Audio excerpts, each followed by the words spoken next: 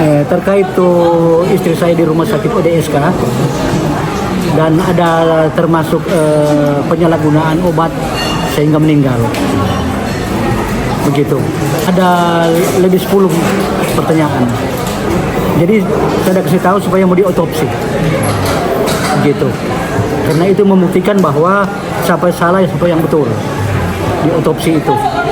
Dan juga kesengajaan dari dokter di rumah sakit UDSK sudah dikasih obat hari pertama, hari kedua dia tidak evaluasi, ditambah terus sampai hari ketiga, sampai perut makin hari membesar, dan hari ketiga dikasih paksa pakai selang. Selang itu untuk pakai makan, makin minum, tapi dia tidak pernah kasih makan, kasih minum. Malahan istri saya berteriak-teriak meminta makan, minta minum, dan tidak kasih. Jadi selang yang dipasang ke mulut percuma, bukan untuk makan minum, tapi disiksa supaya jadi sakit berat sampai meninggal. Selang dipakai percuma, tidak dikasih makan, tidak dikasih minum. Istri saya berteriak-teriak minta makan, minta minum. Akhirnya meninggal. Sebelum meninggal, orang bilang rujuk ke Kandol. Mana ada sempat lagi? Kandol sudah tidak sempat bawa, sudah meninggal. Saya sudah kasih keterangan bahwa saya tidak senang karena cara penanganan dokter. Dia sudah tahu bahwa itu obat hari pertama sampai hari kedua tidak menolong, ditambah terus, sampai perut makin membesar dan keras. Belum pernah ada sakit begitu di badan istri saya. Baru tindakan dokter mengambil tindakan isikan selang begitu, apakah ada minta persetujuan keluarga? Tidak, dia pasang selang, saya tantang, saya tidak mau. Baru dokter bilang ini pasang saja, pasti sembuh. Jadi saya bilang kalau dokter jamin sembuh, saya kasih pasang. Silakan, asal sembuh. Dia bilang saya jamin sembuh dan pakai ini obat. Malahan setelah pasang selang itu, dia tidak kasih makan, tidak kasih minum. Jadi selang ini tidak ada guna pakai. Dilarang makan, dilarang minum. Sampai akhirnya orang kehausan, kelaparan, jadi meninggal double karena obat dengan tidak dikasih makan minum. Setelah almarhumah meninggal, kan itu udah dibayar iya. 1 juta rupiah. Apakah benar? Benar, saya sudah lapor di Polda juga tadi itu. Saya bilang setelah meninggal, orang bilang mau bayar untuk kasih mandi 1 juta. Setelah bayar sudah transfer, sampai di dalam, dia tidak kasih mandi. Saya ada ikut masuk dalam.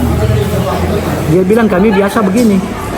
Cuma cuci kepala saja langsung pakai baju, badan tidak dicuci. Jadi saya tahu protes, dia bilang ya tidak boleh, memang begini kan. Begitu. Jadi pihak rumah sakit dalam ini direktur rumah sakit setelah 40 hari almarhum sempat datang ke rumah membawa surat.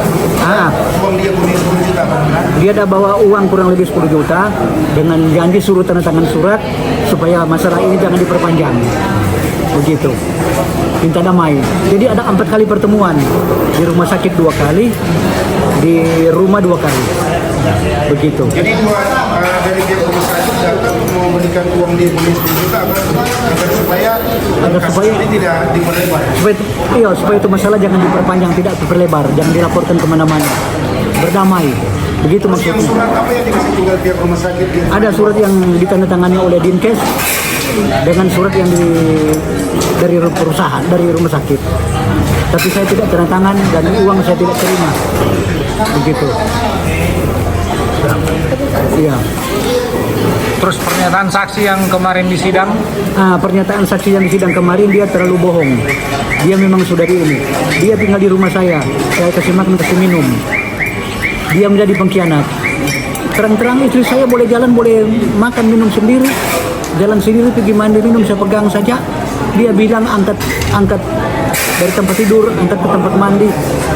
Aduh, memang betul-betul pembohong betul. Ada bukti, foto-foto saya punya istri boleh duduk, boleh jalan dengan istri saya olahraga pagi siang saya pegang jalan kaki.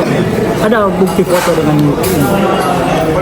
yang saksi kemarin di sidang itu, apakah dia tinggal gratis di rumah atau dia bayar sewa? Dia tidak ada sewa, karena saya sebagai manusia mengeluh bilang tidak ada tempat tinggal, diusir dari Teling sana.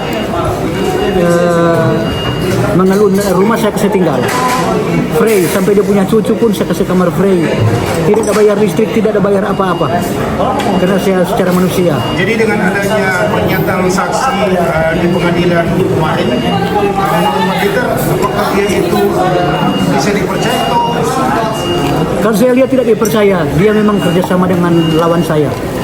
Diduga. Diduga. Dia kerjasama. Dengan pernyataan dia memberikan keterangan saksi palsu, kira-kira dari Pak Peter sendiri seperti Saya akan lapor di Polda, menyatakan dia bersaksi dusta. Begitu Pak. Saya mau lapor ke Polda.